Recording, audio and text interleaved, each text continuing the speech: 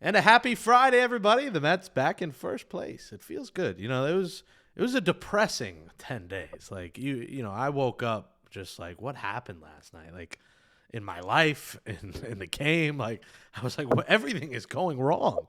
So when they win, it feels like the world is back to normal. Maybe that's just my own personal struggles, but the Mets are, when they're losing, I think it's a struggle for all of us. And luckily, they found their way against the Braves. After starting 0-5, they win two straight. You're watching Mets Daily. I'm Jake Brown at Jake Brown Radio. It's our monthly check-in with my old co-host, Pix 11 co-host of New York Sports Nation Nightly, and former Mets pitcher Nelson Figueroa. Figgy, happy Friday. Welcome back. Yeah, good to be back, brother, and good for the Mets to finally be themselves again. I mentioned Griffin Canning and your name in the same sentence on my appearance on your station on Pix 11 last Sunday, and I said Griffin Canning's career was like our buddy Nelson Figueroa, similar stats, and that's not a knock. You guys were, back into the rotation guys. You had 4.5 ERA. You always tell me 4.5 ERA is a quality start. I think people today, they hear 4.5, they're like, he's terrible, but you would sign up for 3 runs in 6 innings in Major League Baseball today with how, guys aren't going deep into games and how that's been dooming the Mets bullpen, whose arms are falling off. And luckily the bullpen was a savior last night, but unfortunately, Griffin Canning with the fall, you felt immediately like Tyrese Halliburton, Achilles, he's done, done for the year. What were your thoughts as a pitcher when you saw it? Because it was just a freak injury. Like Senga was covering a bag. Pete made a bad throw. Even last year, Senga was running to first. This one was he was just standing there and felt weird. Yeah, it was just a change of direction, and all he did was kind of try to push off of it to move in the direction of where the ball was hit. Obviously, the ground ball to Lindor.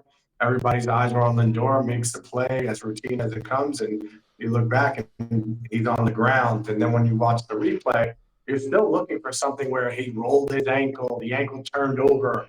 It wasn't anything of that nature. It was literally just a lean forward and tried to push off of his foot, of his toe, and just his heel hits the ground, and you can see him immediately grab for that leg. So it was very reminiscent of Jason Tatum, Halliburton, all the even Damian Lillard, where you watched how it wasn't exactly an explosive move.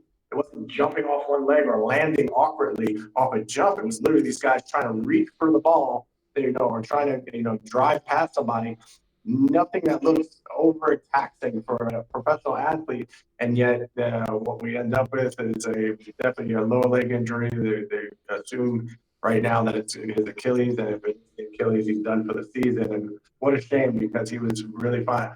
He really found himself so far with the Mets, and was a testament to what the pitching lab has been, and how it's made pitchers find themselves with guys whose careers have been turned around by this pitching lab and made millions and millions of dollars and become much better pitchers. He was on that trajectory. Yeah, I mean, you signed him $4 million. Like, what are they doing? But he turned into a Jeremy Hefner pitching lab special, and you've come in the role of Austin Warren, a guy that comes out of the bullpen, long duty, who had to come in an emergency, and what a job he did. I mean, I always talk about Stearns' roster spots 27 through 40 and how important some of these fringe guys who you didn't even know exist. Well, before yesterday, a lot of Met fans didn't know Austin Warren existed. He's one of those guys that you're thinking, all right, if we're getting Nolan McLean, who I want to get into in a second up here, we have to clear a 40-man spot, and you might look at an Austin Warren as one of those guys that you get rid of off the 40-man. Well, it's good they didn't, because he came in. How tough is that doing what Warren did, as someone you've done that before, just having a warm up on the fly, not really being ready, and then going in there and locking down for 2 1/3? Yeah, it's happened a couple times in my career. Most famously, of course, with Jonathan Neese tweaked his hammy trying to cover first base, and then went to try and throw one warm-up pitch and collapsed on the mound. And we're all kind of watching with bated breath to see if he's all right. And as soon as he hits the ground, knowing my name's going to get called. So just grab my gloves, start throwing as quick as I can. Do you Probably do stretch? three. Do you do like one of these? Do you do like a No, you've seen him tweak it, and so you kind of start moving around. The thing that I always did, I was always prepared ahead of time. I would play catch with the outfielder, in between innings, the off outfielder. So I would do that just so I got my body moving. I got my arm a little bit loose so that I wasn't going from zero. So I probably would say I was probably about 50%, and it wasn't going to take me long to get ready. I treated it more like getting ready as a relief pitcher rather than, oh my God, I got to start from scratch and touch my toes and do all the stretching and everything else.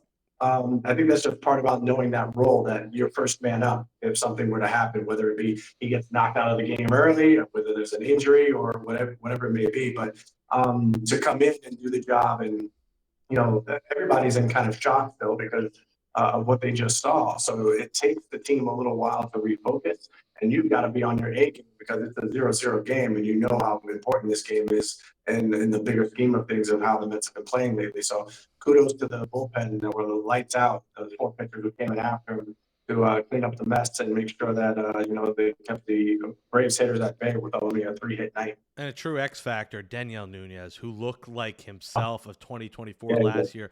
Like he fired when he's fired up, you're fired up on the couch at home. You're like, yeah, let's go. Like, and yeah, he was electrifying. And Figgy, he could really be like, this team has to add a reliever. We know that they have to very much add a starting pitcher, and they need to add a bat. It's a Noah's Ark off season. You might need two of everything.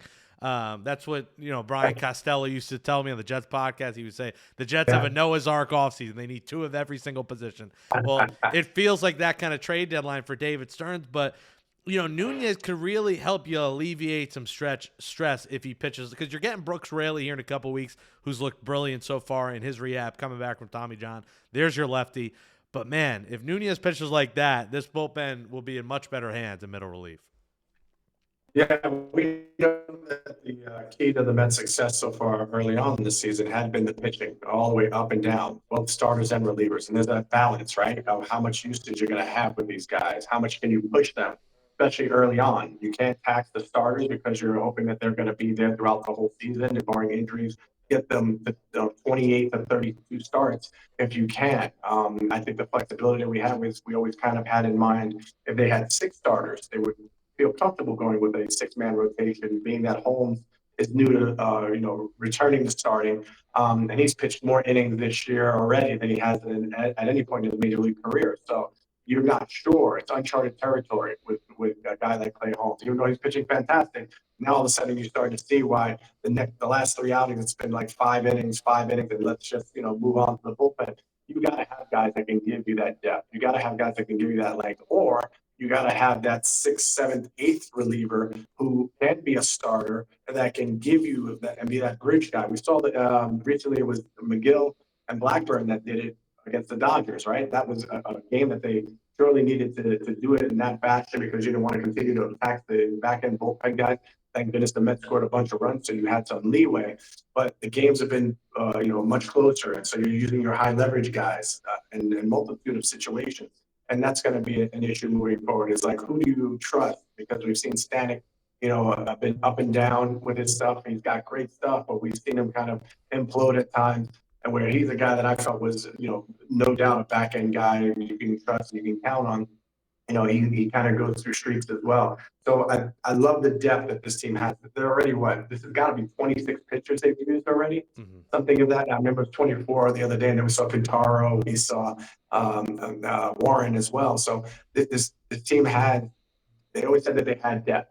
They weren't lacking depth. And everybody was like, oh, you got to sign more guys, go out, get Quintana, go out, get this guy. They felt in-house they had this kind of depth, and they have. And they've gone through, the waiver wire and picked up some guys and signed some guys, and they're not afraid to DFA guys. Like, it's incredible. Like, yeah, they move quick. They move quick on guys. If you suck like Pintaro, you're down. This guy, you're Dickie Lovelady, the name of the century. See ya. Cut that Dickie off real quick. He's not. Yeah, we know this about David Stearns. He has no ties to anyone. I think that was the thing when he came in here. He didn't draft a single one of these guys. He had no. There was no heartfelt emotions about what's better for the team. And you kind of need that as a president of baseball operations, a guy that's overseeing it with a different set of eyes. He has no ties, even to a guy like Pete Alonso, where he's sitting there going, "My God, do you understand who Pete Alonso is?" And he's like, "Yeah, he's a first baseman who had a bad year. I'm not jumping out there." And to his credit, he's not overreacting to Pete Alonso having a good year. He's going to tread just like he did last year.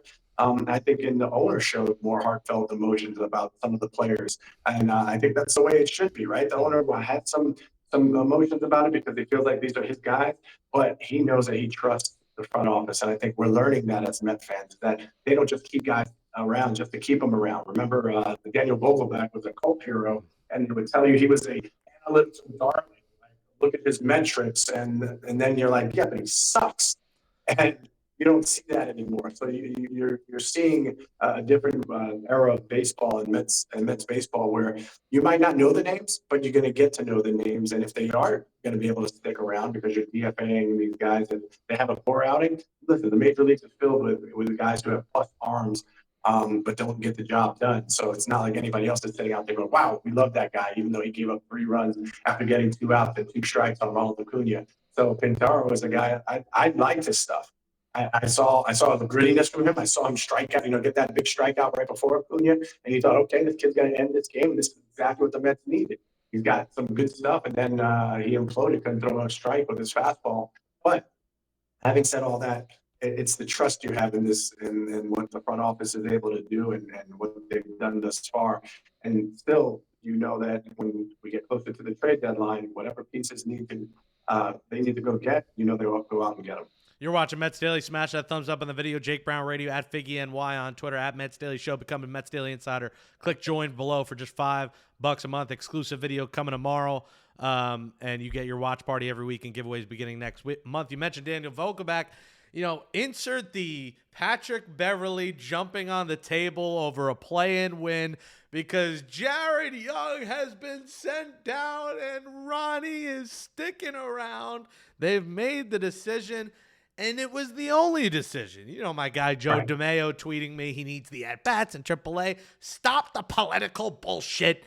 Ronnie Mauricio's got to be in the big leagues. Jared Young sucks. He is DJ Stewart 2.0, the white guy that's a little chubby, that hits left-handed. Sounds like me, but I hit right-handed. That's what he is. And, he's a cool story, fun, KBO. He was good in the KBO. He's not good. And Ronnie Mauricio, I get he needs the at-bats. He'll get some at-bats here. This was my logic, Figgy. Ronnie Mauricio played 5 years in the minor leagues. He's not some, minor league guy that he's 21 years old. I get he was away from baseball for a year. I get that. But he's a major leaguer. We see this. We see it in him, and I understand he struggled to hit off speed, and he's not been great from the right side. But when he makes contact, he hit ball far. And he hit ball hard, and he can run the bases. He's your only backup shortstop on the roster in case Lindor gets hurt with Acuna down. He plays second. He plays third. I know he hasn't hit from the right side, but he is a switch hitter, which helps you as well. To me, this was the only move, and it's a sigh. I'm breathing a sigh of relief when I read that news this morning that Jared Young was optioned and Ronnie Mauricio sticks around. Obviously, the move made because Mark Vientos, this bobblehead right here, is back tonight versus the Pirates. Yeah, I think that's the bigger sense of it all, right? That Vientos is back, and hopefully it's the Vientos that we saw down the stretch last year. Not the guy who was pressing early on this season, just seemed like he couldn't get right. He started to hit a little bit right before he had the hamstring injury, which was a good thing. He was trending in the right direction. And so, and he said he was humble. Yeah, he said he was humble, which I think was big because we know he's a little cocky. He loves the ladies. The ladies love him. And I think that first good season, he might have got the best. He was walking with a couple extra chains like me. I think he needed to be humbled, and I thought that was good for him. Yeah, no, listen, self-reflection is an awesome thing. And when you have an injury like that and you see other guys playing well in your place, remember Beatty came up and that first 5 games, he had 4 home runs and you're like, uh-oh, this is a Wally Pitt situation, this is how it happened. Baseball is full of stories like this, right? And so for him, I'm sure he was holding his breath a little bit, trying to get ready back as fast as he could, but at the same time, kind of taking inventory of, maybe I need to do things a little bit different. He had an edge to him down in AAA of always trying to prove himself. And he finally got a chance to do it at the major league level last year and then sat back thinking, I don't have to fight for a job this spring. This is my job, right? So I have to act accordingly. And I think 2 guys that we've seen do that, and it's had kind of little effect, Alvarez and Vientos. Alvarez was always, the backup that had the potential to be a star, and we saw 25 home runs his first year, and the writing was on the wall that it was going to be his job eventually, but there were things that he needed to work on, consistency being one of them. He never has met those lofty expectations, right? And now he's down in AAA. That's what the Mets are doing now. Hey, you know what, kid? But the wake up call is, I know you went 2 for 5 and hit a home run 450 feet in Philadelphia, but you're going to the minor leagues because your defense has been lackluster. There had to be something else for me as well. Something else had to happen. Maybe the way he maybe spoke back to a coach or handled something, or there's something that had to happen in that situation that caused him to get sent out.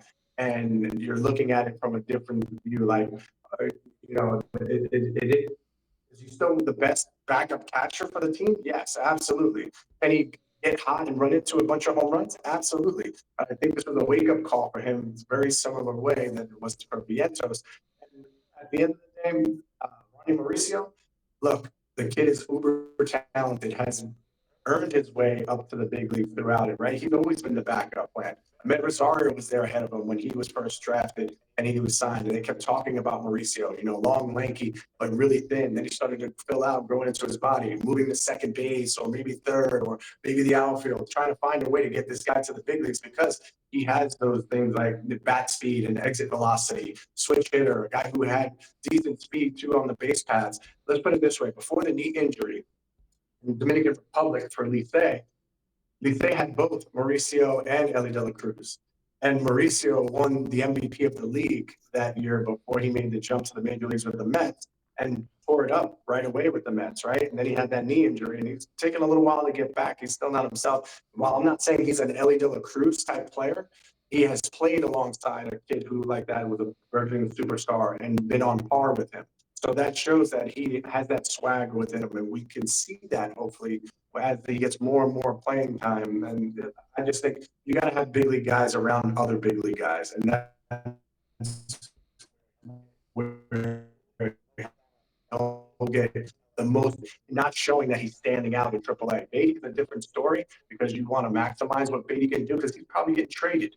If they had an opportunity to trade him, if they had an opportunity to maximize and get something back big, Beatty would be the guy to go, not necessarily Mauricio. Yeah, Beatty's the first guy I'm sending packing here at the trade deadline. Not saying him for nothing, like in a package to get help.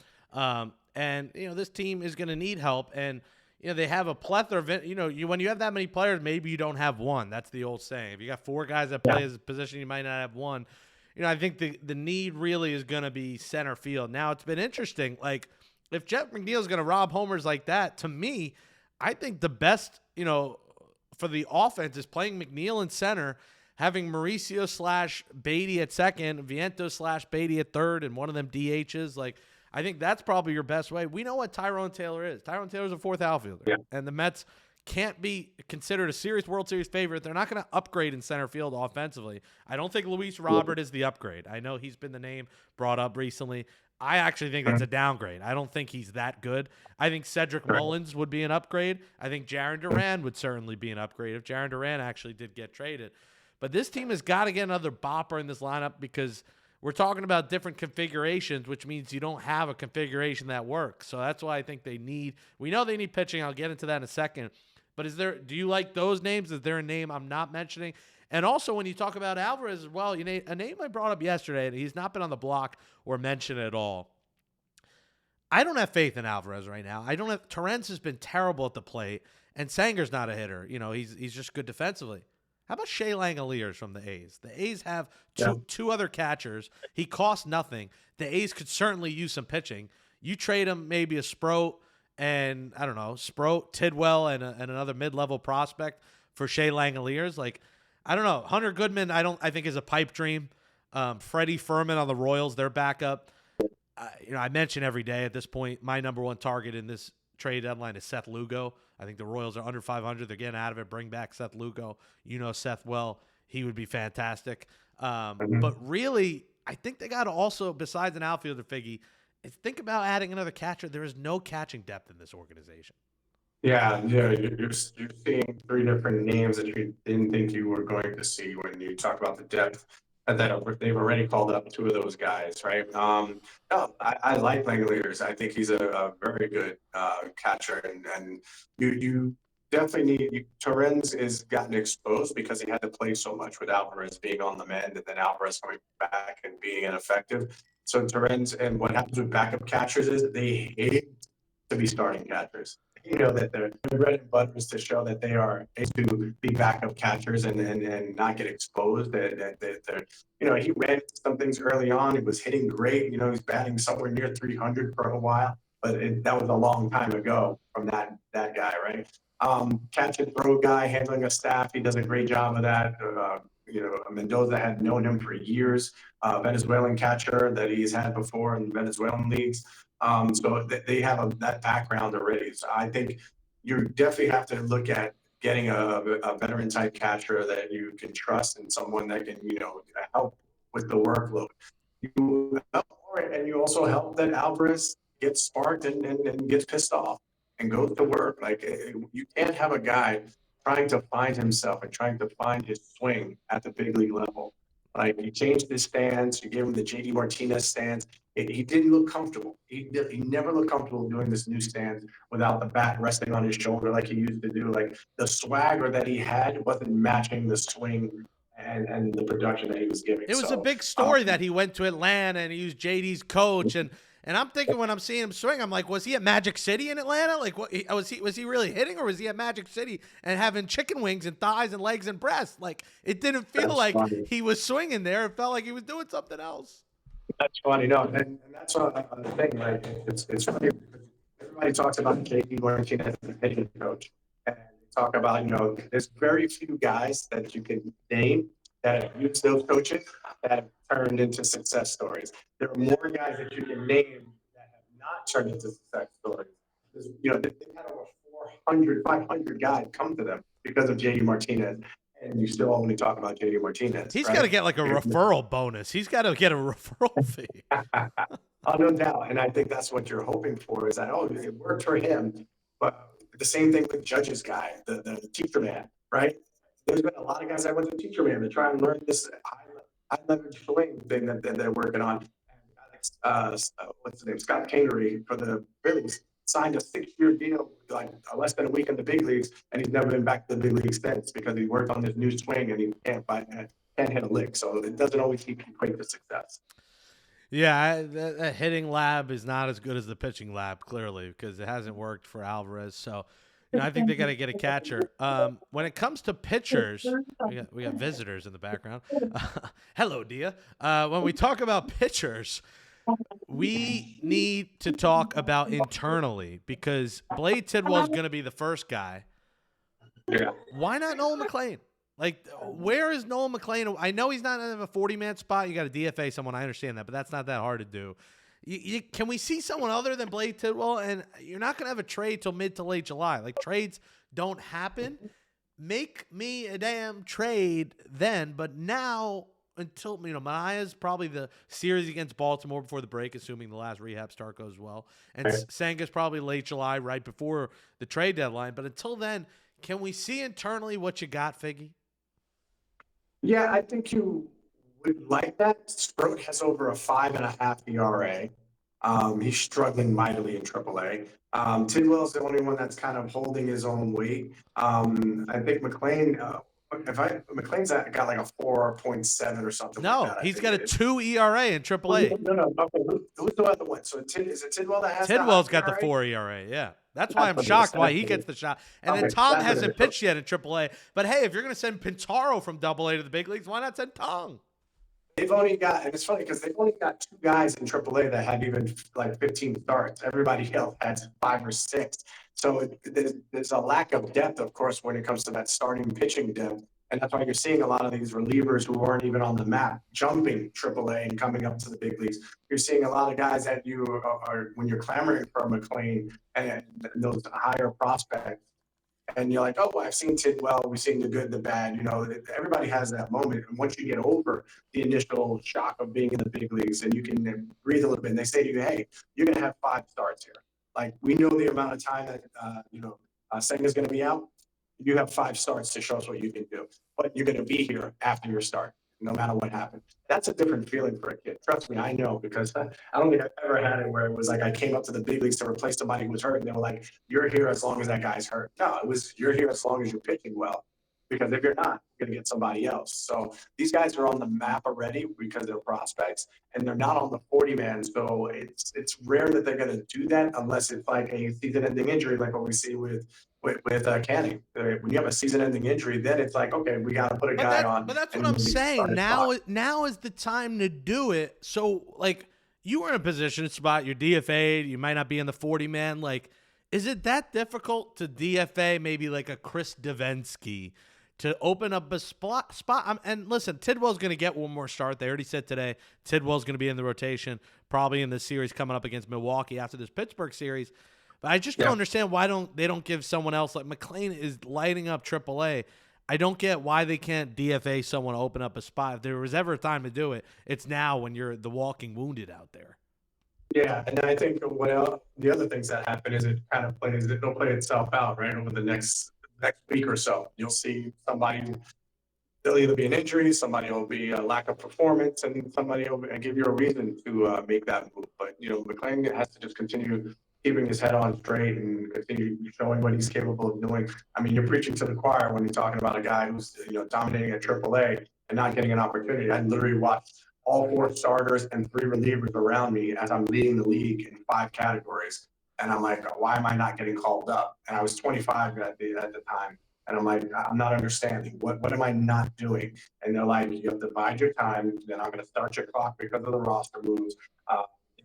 They don't want to send you up and then have to send you back down because you haven't experienced enough in AAA. So you got to, even when you're rolling, if you're pitching well, they want to see you fail. They want to see what happens when you have your first outing or two where you get lit up.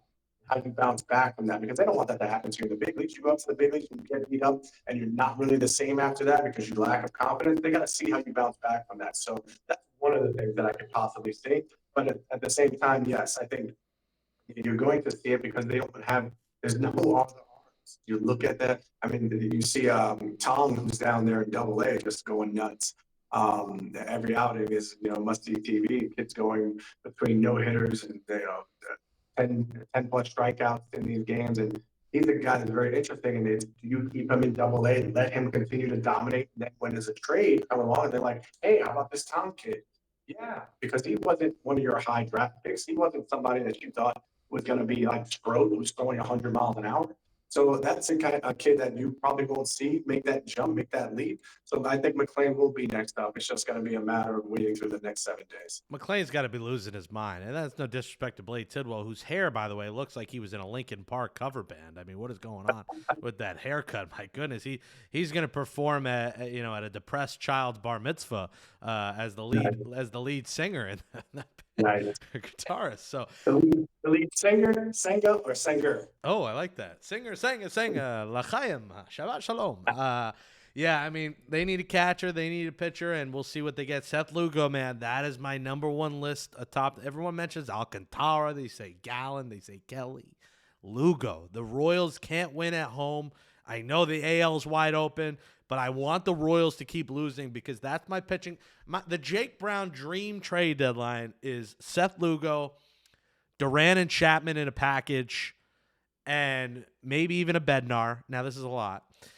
If you could get Bednar, Chapman, Duran, Lugo, and then a catcher, whether it's firm. I don't think Langoliers will be that realistic, but we got to put it out there. Or Furman. It's a lot of guys though, and that's why a lot of these prospects are going to be gone. This can't be a prospect hugging trade deadline. I thought he was great last year, Stearns, and getting pieces without giving up anyone in the top 20.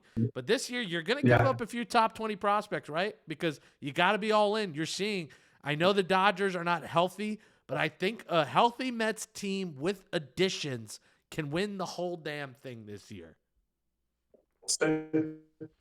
All right, Figgy believes. Let's go Mets. He's Nelson Figueroa, picks 11. Mets Pirates. What's your prediction? I say we sweep. If Frankie Matas could look like he did the other day, let's sweep. Sweep. I think they have an opportunity to sweep. I think they know that they're trending in the right direction. They're going to do things a little bit more urgency on the base paths, a little bit more, putting balls in play and keep the line moving. Bottom of the lineup has to be better. We see what the top of the lineup is becoming and shaping into. Soto is now taken off. He's tied for the team lead in home runs. He's, steady climbing in RBIs. If you double his output, after 81 games, you double his output. He's at 40 home runs and 100 RBIs almost. So, like the knock on him that he couldn't hack it, and he's overrated and everything else. If he puts up 40 and 100, I think you call that a success in year one. And as long as he's ready to go and clicking on all cylinders in October, that's all the Mets care about. He's put together like the best month in Mets history with 10 homers this month. He is crushing the ball, and it's a sight to behold. He's must-watch TV on every bat. He's Nels Figueroa at FIGUEROA. Catch him on Picks 11, 7 to 7:30 p.m. on weekdays. I made 2 appearances, and I had 2 great quotes on Picks. The first one from the Knicks watch party where I said, I love cat, but I hate cats. Like, F cats. I'm sorry. Yeah. I'm a dog guy, allergic. Too many crazy cat ladies. And then I said last time I revealed the news that I have babies coming, and Joe gave me a round of applause. And then I said food babies, chicken and shrimp parm doing 9 hours, and then so I'm on a generational heater. Figgy, You make it happen, Jake. You make it happen. Thank you for joining Mets Daily. Smash that thumbs up, comment below, click subscribe, click join. Let's go Mets. We'll catch you next week.